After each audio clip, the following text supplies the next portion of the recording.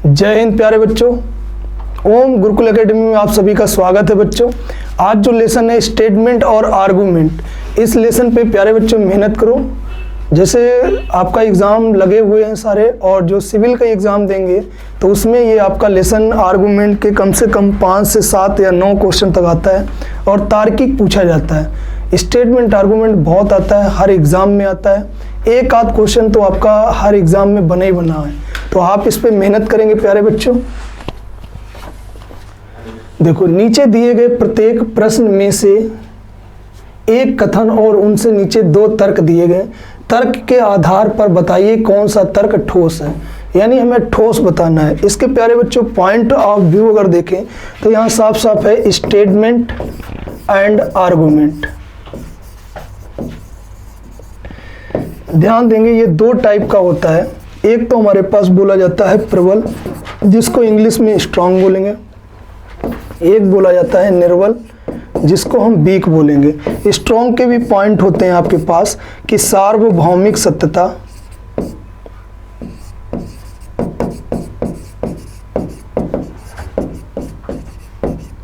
सार्वभौमिक सत्यता, और दूसरा होता है विश्लेषण। विश्लेषण का मतलब है मेरे भाई इसमें कानून आ जाएगा,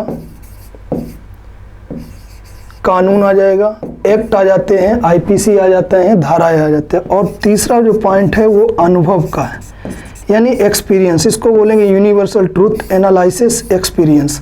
इसी तरीके से वीक पॉइंट भी हमारे पास होते हैं, जिसको बोलते हैं कॉपीराइट। कॉपीराइट एक होता है हमारे पास डाउट, तीसरा होता है रिपीटेड, जिसकी हिंदी बोलेंगे नकल करना, संदेह, और रिपीटेड यानी पुनरावृत्ति। ये पॉइंट होते हैं। अगर ये पॉइंट आपको मालूम नहीं है, और एक चीज़ और याद रखना, स्टेटमेंट में हमेशा इंट्रोगेटिव वर्ड यानी प्रश्नवाचक शब्द लगा होगा, और स्टेट आर्गूमेंट जो स्टार्ट होगा वो या तो हाँ से स्टार्ट होगा या नहीं से स्टार्ट होगा। ये 2 चीज़ें आपको ध्यान रखनी है, तभी पहचान कर पाएंगे कि आर्गूमेंट है। चलो देखो, पहले क्वेश्चन पे आते हैं और क्वेश्चन की कैटेगरी को समझते हैं। क्या लिखा है? क्या भारत में कोयला खनन पर पूर्ण प्रतिबंध लग जाना चाहिए? ये हमारे पास कथन बोला गया है और स्टार लगा लो। और तर्क नंबर 1 कह रहा हाँ, यदि मौजूदा रफ्तार से खनन कार्य चलता रहे तो कोयले का वर्तमान भंडार अधिक दिन तक नहीं रहेगा। वैसे अगर देखा जाए कोयले का भंडार बहुत ज़्यादा है और ये कह रहा है अधिक दिन तक नहीं रहेगा, तो ऐसी पॉसिबिलिटी अभी नहीं है, ना ही ऐसा एनालिसिस है। दूसरा कह रहा है नहीं, यानी ये पूर्ण प्रतिबंध नहीं होना चाहिए। हमारे पास वैकल्पिक ऊर्जा स्रोत पर्याप्त मात्रा में नहीं है। अगर हमारे पास वैकल्पिक ऊर्जा पर्याप्त मात्रा में हो जाएंगे तो कोयले पर पूर्ण प्रतिबंध लग जाएगा। इसलिए यहाँ पे जो प्रबल है वो बी वाला प्रबल है आपके पास में, यानी सेकेंड वाला आपके पास प्रबल होना चाहिए। तो ऑप्शन नंबर बी क्या हो गया? राइट आंसर हो गया। क्या बड़े शहरों की सभी झुग्गी झोपड़ियों को गिरा देना चाहिए और इनमें रहने वाले लोगों को शहर की सीमा के बाहर बसाया जाना चाहिए? तर्क कह रहा है नहीं, ऐसे सब लोगों को घर और जीविका नष्ट हो जाएगी, इसलिए उन्हें नई जगह नहीं बसाना चाहिए। तो ये बात क्या है भाई, उनकी जीविका तो नष्ट हो ही जाएगी ऑलरेडी।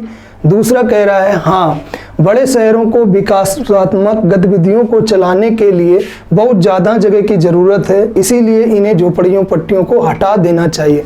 देखो, अगर देखें पहले के अकॉर्डिंग तो ये वाला हमारा क्या कहेगा, ए वाला जो है, अगर उनको हटा देंगे तो जीविका तो उनकी नष्ट होगी, तो ये भी बात क्या हो जाएगी, एनालिसिस हो जाएगी। और जब शहर में कोई विकास होगा और गतिविधियों की ज़रूरत पड़ेगी तो ज़्यादा जगह की तो ज़रूरत पड़ेगी, तब भी झोपड़पट्टी हटाया जा सकता है। तो यहाँ पे पहला और दूसरा दोनों ही क्या हैं आपके प्रबल हैं, जो ही ये बिल्कुल एनालिसिस है जो सही है।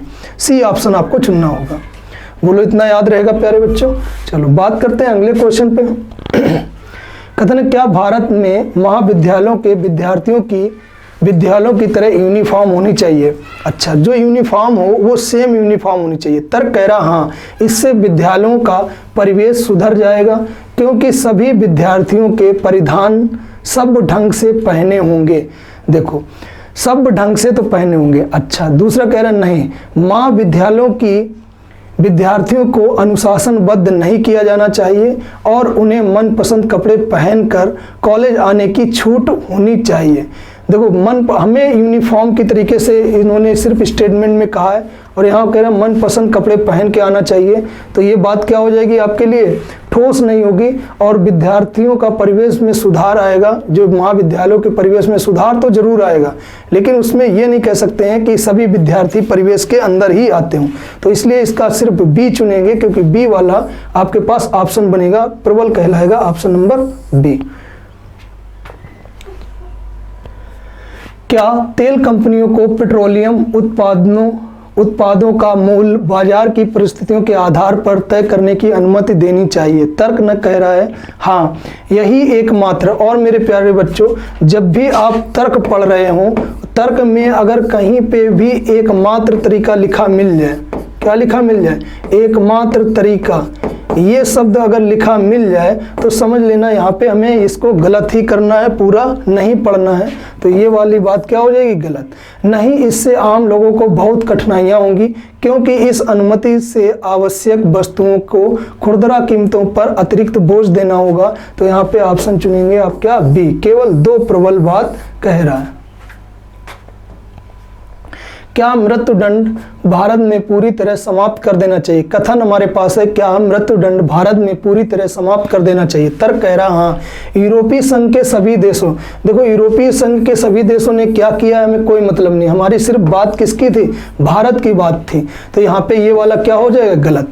नहीं, अपराधी के मन में भय बनाए रखने का एक तरीका है जो उन्हें जघन्य अपराध करने के लिए रोकता है। तो ये बात क्या हो जाएगी, सही। तो ऑप्शन बी चुनेंगे, जो यहाँ पे केवल दूसरा वाला क्या है, ठोस है आपके लिए, दूसरा वाला सही है।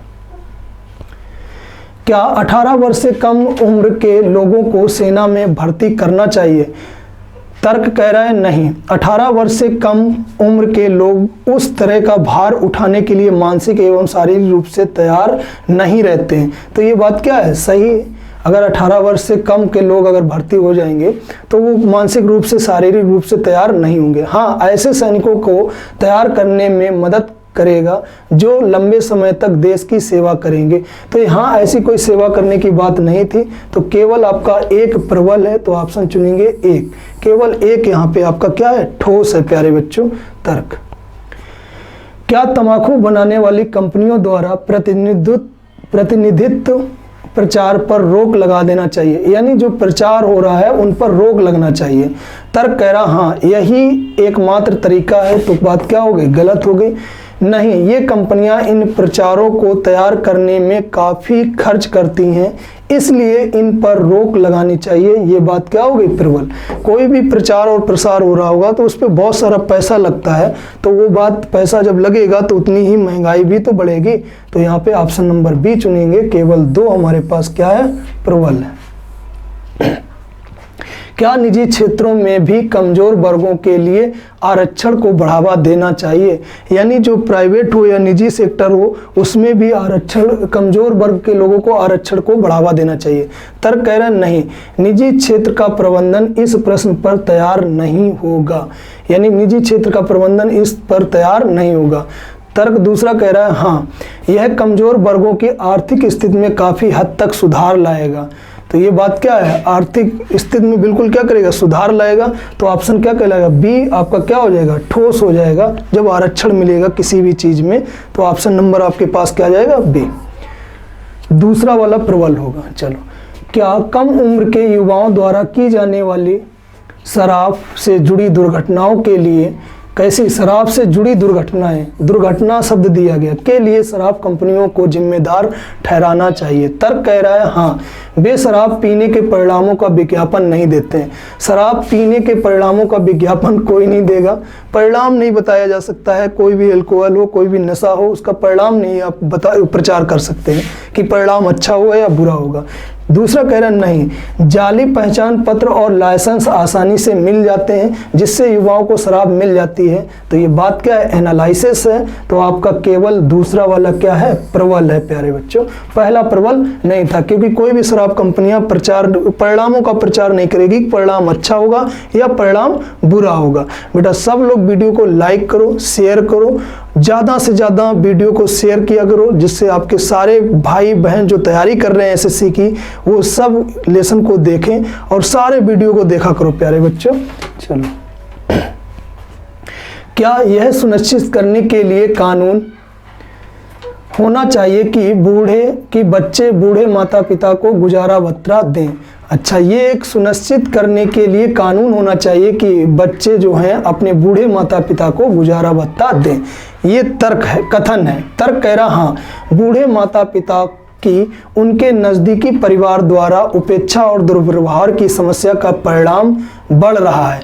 अगर ये परिणाम बढ़ रहा होगा तभी तो ऐसे कानून करने की मांग कही गई है। ठीक है। दूसरा कह रहा है नहीं, इस कानून को क्रियान्वित करने के लिए लागत बहुत अधिक होगी।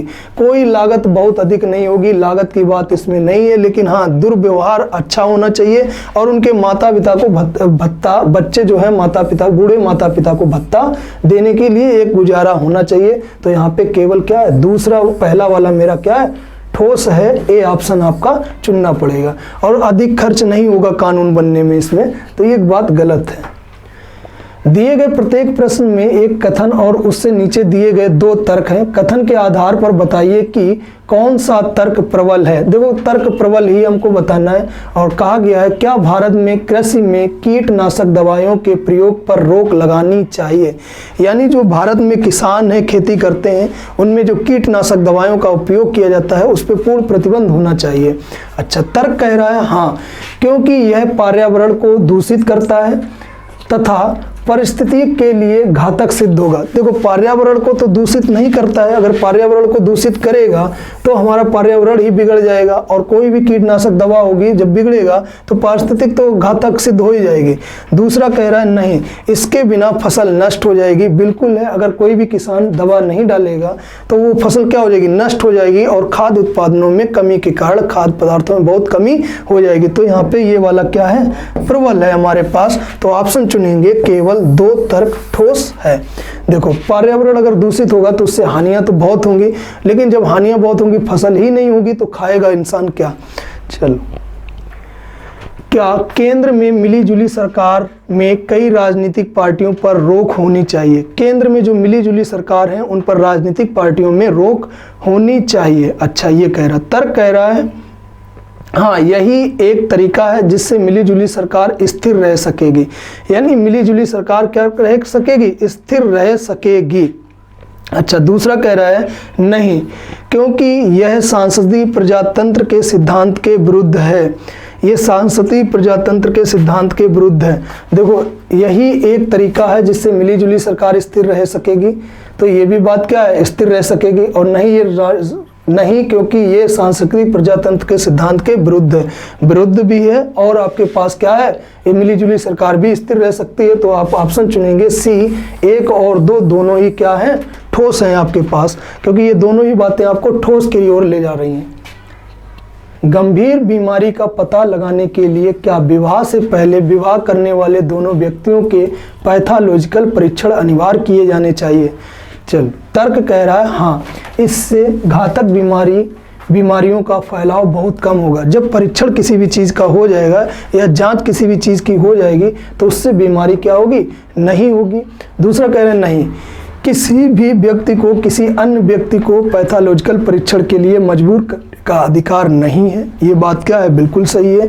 और यह निर्णय पूर्णतः व्यक्ति पर छोड़ देना चाहिए, व्यक्ति पर भी छोड़ देना चाहिए, लेकिन विवाह से पहले पैथोलॉजिकल परीक्षण नहीं होगा।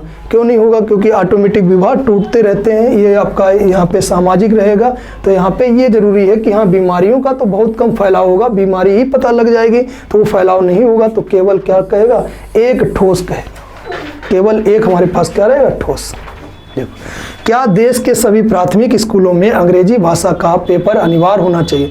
देश के प्राथमिक स्कूल यानी देश आपका इंडिया हो गया, ठीक है। नहीं, देश के सभी प्राथमिक स्कूलों में अंग्रेजी भाषा पढ़ाने के लिए आर्द्रता प्राप्त शिक्षक नहीं है। यहाँ पे कह रहा है अंग्रेजी भाषा पढ़ाने पेपर अनिवार्य होना चाहिए।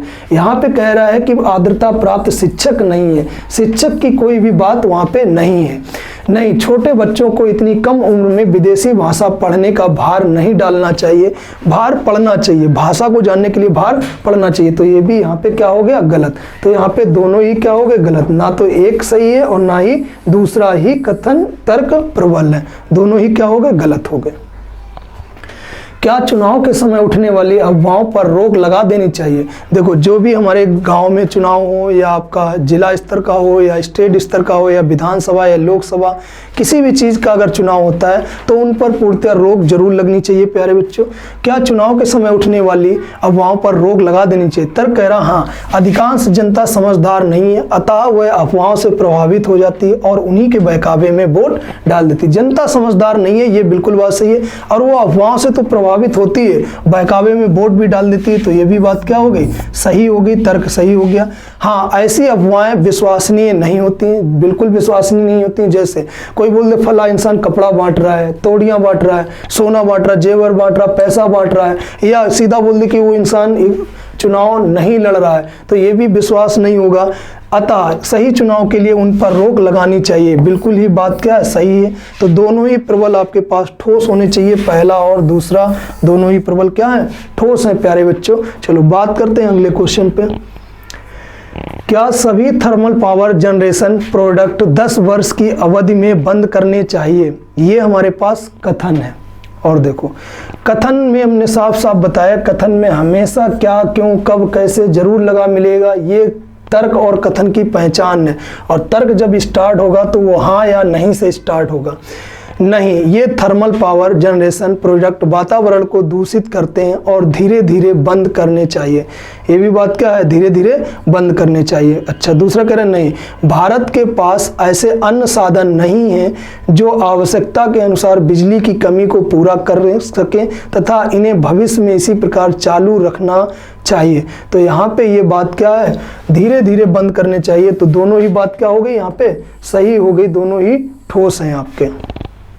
बोलो, याद रहेगा प्यारे बच्चों, ऐसे नहीं, एकदम नहीं बंद करने चाहिए, 10 वर्ष की अवधि भी नहीं देनी चाहिए, जब तक उनके पास दूसरा कोई उपकरण ना, उपकरण हो जाए तब बंद हो जाए, कोई दिक्कत नहीं है। चलो अगला क्वेश्चन है, क्या जो दहेज लेते हैं तथा दहेज के विरुद्ध कानून का उल्लंघन करते हैं उन्हें दंडित किया जाना चाहिए? ये हमारे पास कथन है। देखो प्यारे बच्चों, हाँ, जो कानून को भंग करते हैं उन्हें दंड मिलना चाहिए। कानून को भंग, कानून कोई भी हो, कैसा भी हो, कोई भी नियम हो, अगर भंग करोगे यानी आप अपनी गलती करोगे तो उसमें दंड जरूर मिलेगा। तो ये बात क्या हो गई, प्रबल। नहीं, दहेज प्रथा अति प्राचीन काल से चली आ रही है। अति प्राचीन काल के समय में दहेज प्रथा नहीं, जिसको जितना दे दिया वही उसका दहेज हो जाता था, अति प्राचीन काल से नहीं चली आ रही है। तो ये बात क्या हो गई, गलत। और पहला वाला क्या है, एनालिसिस है, विश्लेषण है, कानून पर है, कॉन्स्टिट्यूशन में है। तो ये हमारा क्या हो गया, ठोस हो गया, जो आपके कॉन्स्टिट्यूशन पे आधारित है। चलो बात करते हैं अगले क्वेश्चन पे। क्या उच्च शिक्षा सिर्फ कुछ योग्य छात्रों के लिए आरक्षित होनी चाहिए? देखो, उच्च शिक्षा मतलब कोई भी हायर सेकेंडरी एजुकेशन है, वो जो भी आपके पास बढ़िया लेवल की जो आपके पास एजुकेशन है वो कुछ योग्य छात्रों के लिए आरक्षित होनी चाहिए, बिल्कुल होनी चाहिए, क्योंकि जो अच्छा होगा वही है। नहीं, इससे बेरोजगारी बढ़ेगी। देखो, बेरोजगारी नहीं बढ़ेगी, कोई भी अगर उच्च शिक्षित व्यक्ति है तो वो अपना रोजगार जरूर ढूंढ लेगा। और ये कह रहा है नहीं बेरोजगारी बढ़ेगी, तो ये बात क्या कह दी इसने, गलत।